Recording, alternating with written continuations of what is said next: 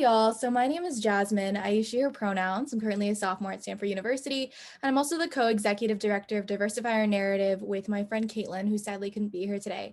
Diversify Our Narrative is a nonprofit organization formed during Black Lives Matter to promote anti-racism through educational reform. We currently have a variety of branches, whether it be national policy, state policy, or local policy. And so I'll go in a little more near the end of the presentation on how you could get involved. But as for now, we actually have a lovely presentation actually brought to you together by the Justice Education Project on incorporating education about criminal justice in schools. And I'm here to kind of go ahead and deliver that. So at any point, feel free to go ahead and ask questions. You can type them in the chat, and I'll also open up like a question period near the end. But thank you so much for joining. And yeah, I guess we'll go ahead and get started. So yes, this collaboration here. So our roadmap. So why should there be education on the criminal justice system and its inequities? Then we have a list of really cool book recommendations, some discussion topics, and then how essentially you can help and how you can end up joining Dawn. So really excited to kind of go over that. So our first little slide here is just education about criminal justice reform in schools. So I actually was first really made aware of the inequities in our criminal justice system when I was about 15.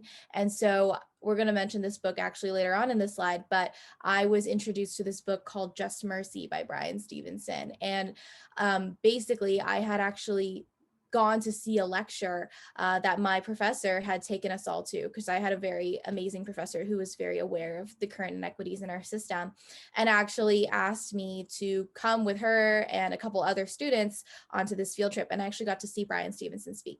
For a little bit of context, Bryan Stevenson is a civil rights lawyer and actually the founder of a large nonprofit organization that works with incarcerated people or people who are on trial to potentially be incarcerated that are of color, to lessen their sentences and also to kind of fight against wrong convictions, people who've been told that they have done something they have not, simply. And so he's absolutely amazing. And that's when I kind of first became aware of criminal justice being a flawed system in America. And so he not only expanded on how it has this clear bias towards Black and brown folks and how they're significantly more likely to end up in these systems due to the just pure racism that our country has, but he also talked a lot about mass incarceration and what it looked like to have a very heavily incarcerated group of people, not even entirely based on race, just in general. And in the world, America has the most people in prisons. So America has 4% of the world's population, and yet somehow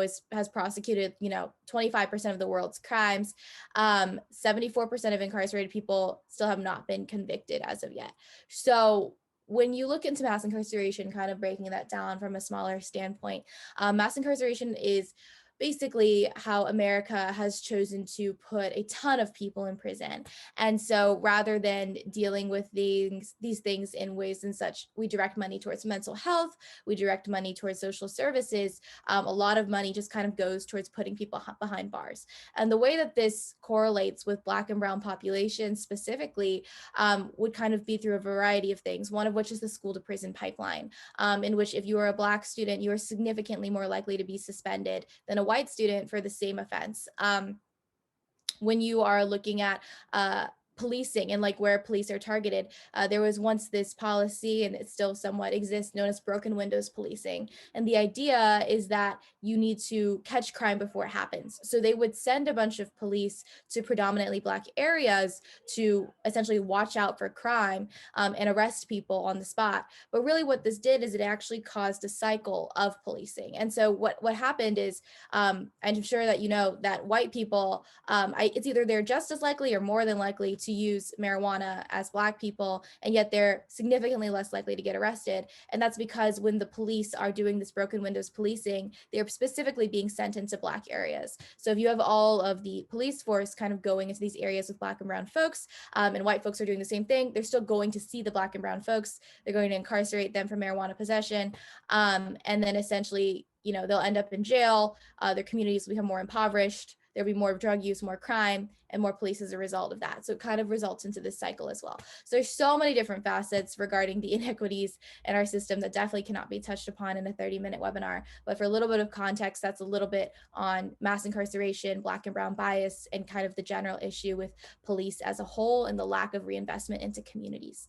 So some books that we would definitely recommend here in regards to educating yourself and learning more about these issues in a way that I surely are better articulated than by me would be The New Jim Crow, Just Mercy, Locking Up Our Own, and Our Prisons Obsolete. So these are books that have been recommended by the Justice Education Project. I myself have read 3 out of these 4. So I have as of yet to read Locking Up Our Own, but I can speak very much to Just Mercy, The New Jim Crow, and Our Prisons Obsolete. The content of these books is very much present in the film 13th as well. So if any of you are big on Netflix, you can watch 13th. It'll cover the same information. Definitely not as thorough. If you have time, really go out and read those books. But if you're like, I am not a reader, but I want to learn more about this, this like very succinctly compiles that knowledge. And so if you watch 13th, it'll really go into this idea of, you know, for like the prison system and the 13th Amendment and kind of how this relates to the idea that there's not truly yet freedom in the states. And so that's definitely something I would recommend. I also watched it around the time that I listened to Bryan Stevenson speak. Just Mercy is the book that I was just talking about, and it is just so fantastic. It really details Stevenson's personal life as a Black man who went to Harvard Law School, comes back to help his community, and just seeing what he's seen. And I remember one story, I don't remember if this was in the book or not, but it was in the lecture that he told me, was about how he met a 13-year-old Black boy who was being tried as an adult. And he had essentially, it was because he had killed his father, but he killed his father because his father was abusive and was coming towards him with a gun. So he had actually killed his father in self-defense, but was being tried as an adult for an excessive amount of time in prison, and kind of just seeing, you know, how this would not have happened if the boy was not Black. And so there are just all these different things that get touched on. And I just so strongly recommend, if you're interested in criminal justice, to go and read these books, because it'll really open your eyes. The New Jim Crow focuses on things in a little bit more of a systemic level. And she also touches a bit on capitalism, how capitalism is essentially tied with race exploitation, which is a whole other topic. But it really looks at systemic barriers, and it covers a lot of those policing methods. So if you want to learn more about broken windows policing, if you want to learn more about, you know, drug use and the level in which it's, you know, utilized in different communities, and yet how Black and brown folks are specifically targeted, The New Jim Crow is great for that. And then Our Prisons Obsolete by Angela Davis. Anything by Angela Davis is radical and it's lovely. And it's going to talk actually about prison abolition, as does The New Jim Crow. The idea behind prison abolition is, if I'm sure, you know, many of you were tuned in during the Black Lives Matter movement, is the idea that prisons are obsolete, essentially, and that we no longer have a need for them. And so that basically there should be some kind of system for highly violent crimes, you know, to look out for that, but that most things could actually be resolved through things like mental health, through things like abolishing poverty, and kind of saying that the root of most crime, at least, comes from a lack of security and the targeting of these communities that does not need incarceration as a means to solve the problem. Rehabilitation is not found in prisons, it's simply punishment, and it creates this cycle of just repeated imprisonment, people being put behind bars. And so Angela Davis has written a variety of novels. She's an absolute revolutionary. And I think that if you want to kind of be radicalized, her text would be absolutely great for that. So some more books that are also recommended are Is Everyone Really Equal by Robin DiAngelo, Olzum Sensoy, Introduction to Criminal Justice, Mistrial, and Race, Gender, and Justice. So I'm not as familiar with these texts. I actually would not fully recommend Is Everyone Really Equal unless you finished all the other books, just because Robin DiAngelo is a white woman, and so isn't necessarily the best to talk about Black issues. But she does have, you know, her other book, White Fragility, which is still very much accurate. All the information you're reading is accurate, so no worries about that. It's just the idea of, you know, who do you want to support when talking about these issues and with what community. So would note that. But I'm sure that all the rest of these are also great. Again, though, out of everything here, definitely really highlighting Angela Davis, Bryan Stevenson, and Michelle Alexander, because they are all just absolutely amazing, radical writers. So some discussion topics. So we're going to kind of go ahead, and I think that I'll go ahead and kind of voice my thoughts on these topics, I suppose, and anyone can be willing to kind of hop in and discuss. No pressure to, but also super open to any questions, hearing your voice. I'm not sure, like, if do we, to the administrators here, do we want to have people type questions in the chat, or do you want people to just unmute themselves and ask? I think the chat would be our best bet. Okay, sounds great. So I think I'll go ahead and discuss a little bit of these topics. If anyone has questions, no pressure, you could type them in the chat, and Manasa can ask me those questions from the chat, just because I currently can't view it while I share screen. But yeah, so the legalization of marijuana, cash bail reform, restorative versus transformative justice, alternatives to prison, and the death penalty. So we'll start with the legalization of marijuana. So recently, marijuana has been legalized in some states, and I can only imagine, how much of a kind of slap in the face this is to those who have been incarcerated because of marijuana possession. This definitely, the three strikes law in California that no longer is present, but this one law in California basically said, three strikes and you're out. And so the idea behind this was, if you get arrested, or if you get, I forget, like penalized like 3 times, you basically have like this permanent record. It's going to be incredibly hard to reassimilate back into society.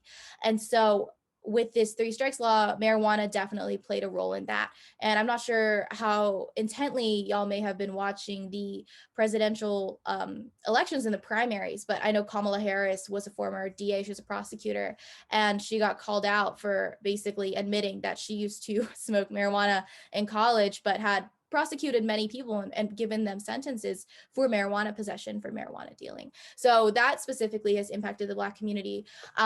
There's also roots in terms of the, making it so illegal in the past that actually is directly correlated with race. And so if you are all familiar with the past administrations, I forget which specific president it was, but basically he noted that the reason why he was trying to really press hard on crack and marijuana was to actually incarcerate people who were anti-Vietnam War and people who were Black. So this was very much like a targeted thing. And he actually, his advisor says it in a book that was written about him. Believe it was either Nixon. I think it was Nixon. But yeah, you can look at that. Just look up, the increased criminalization of marijuana being related to Black incarceration. It should be the first thing that pops up. But it was very much a strategic move by the government to incarcerate these people, largely because in the anti-Vietnam War movement, there were a bunch of people who basically were standing up against it. They were going against US imperialism, whole other topic on white supremacy and US imperialism. And yeah, the government needed a way to kind of to halt that movement. And at the same time, Black people have always been, fighting for equality. And so just also trying to cut down on Black liberation. And so crack cocaine versus cocaine, crack cocaine was more prominent in Black communities because it was cheaper to get a hold of than cocaine, which was more prominent in white communities. And so they specifically targeted Black communities there by punishing crack, by punishing weed. And so those very much are rooted in the idea of incarcerating enemies of the state. So that's a little bit on the legalization of marijuana. And I know also even, people, the discourse today is like kind of like that, it's very unfair. And how there's this like sale of marijuana as like this recreational thing, largely by white folks, and just like being able to see that discrepancy. Cash bail reform, once again, another topic. So the idea here is with cash bail, it's a very unfair system because if you're richer, which technically alludes with, commonly alludes with being not Black or brown, you can afford to cash bail. You can afford to just like pay your way out. And this isn't accessible to Black and brown communities, which also poses a huge inequity. Restorative versus transformative justice. So the idea of like restorative and transformative justice is that, kind of linking back to prison abolition, and kind of going back to those concepts of not needing prisons and in a more free world. Is that essentially people can find ways to repent for what they have done in a way that benefits the entire community.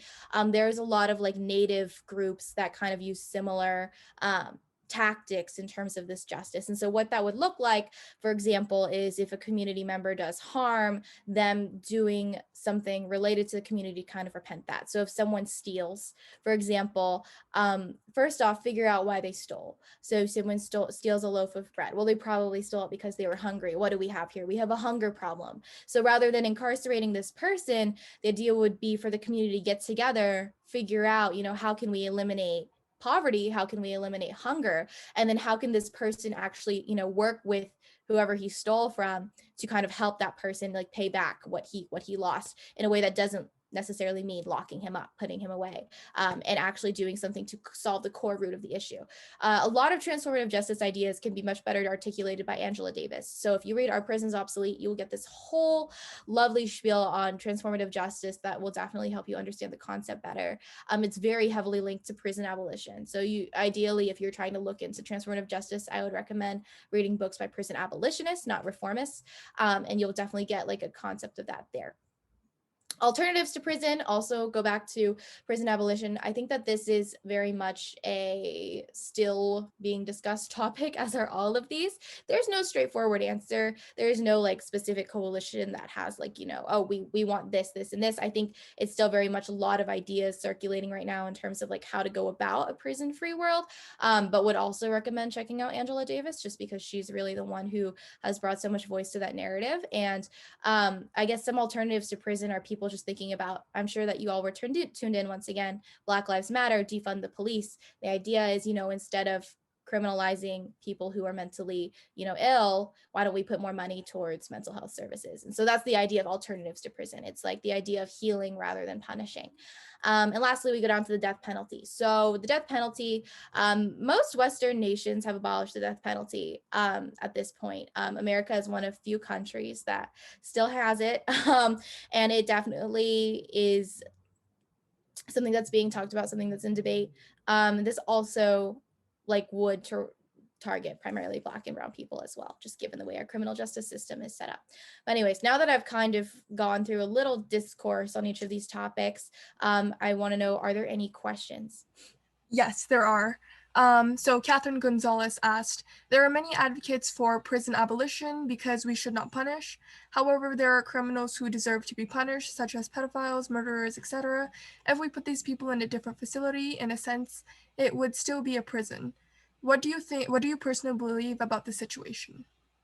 Yeah, for sure. So I definitely don't speak for Angela Davis. I think that the answer I'm about to give you now has no connection with like prison abolitionists as their whole. I definitely try to educate myself on these issues, and Dawn does a lot of anti-racist work, but like at our core, we do primarily focus on education, ethnic studies, and discourse. We don't do actual work with prison abolition. So just wanted to say, I wouldn't say I'm like the best person to give you this answer. So take what I say with a grain of salt. But I personally believe that there are some people who are, not able to reassimilate into society. However, I do believe that this number of people is incredibly, incredibly slim. Even in cases of murder, I'm actually going to speak to my own family experience. I am the daughter of Vietnamese refugees. My parents came here on a boat, and a lot of my uncles and aunts, when they came here in total poverty. They didn't have any money. They didn't speak the language. They had just fled and seen many of their relatives killed. It was very difficult to reassimilate. And a couple of my relatives did end up in gang-related situations in the Little Saigon area of California. And some of them did go to prison. And one of them actually did go to prison for murder. Do I think that my uncle cannot be reassimilated back into society? No, I think he can. I think that what he did was not okay by any means. It's absolutely not okay. It's totally understandable why he was treated the way he was, but at the same time, he didn't do it out of like malice. He did it out of, there was poverty, there was hunger, there was all these different factors that were kind of contributing in.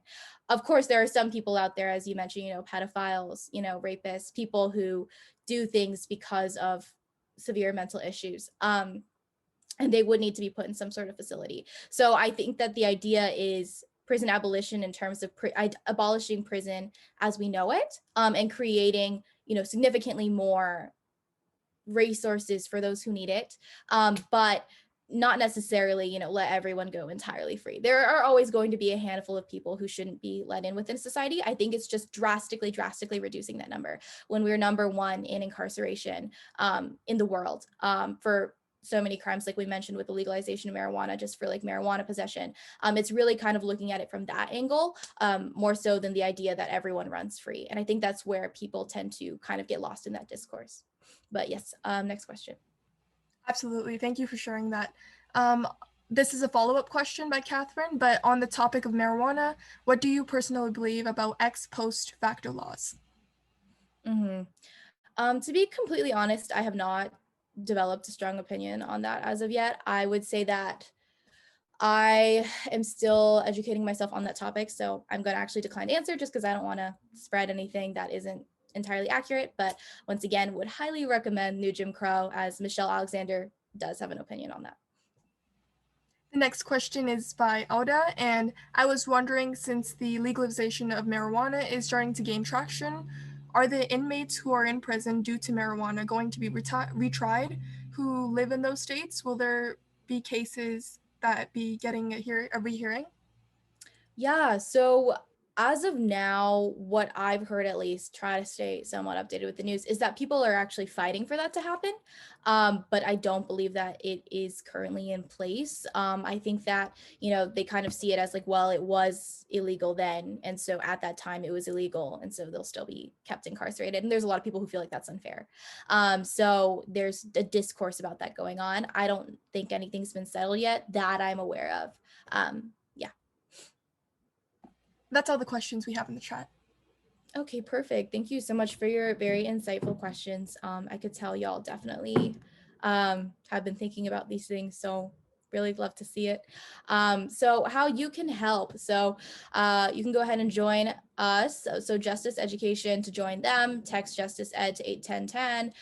You can also follow Diversify Our Narrative and Justice Education Project. We have an Instagram, a Facebook, a Twitter, and a TikTok. So if you want to get involved with Dawn, very easy to keep updated with us in our socials. You can also check out our website if you want to join us. There will be a link right there. We take all sorts of folks. The application is relatively short, and if you show that you're passionate, it's very easy to join Dawn. So find ways to integrate criminal justice education in your own school, initiate those conversations, speak up, and work on unlearning your own biases and help your peers do the same. So yeah, unlearning is such a critical topic. I think that especially given that a lot of the texts that we read and consume in our education system tend to be very biased and tend to kind of have this narrative of American supremacy.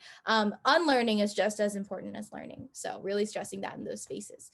Yeah, if you have any further questions on Dawn or the Justice Education Project, just go ahead and leave them in the question box, and Manasa can go ahead and read those. And yeah, to get more involved, I know the Justice Education Project does this every Wednesday.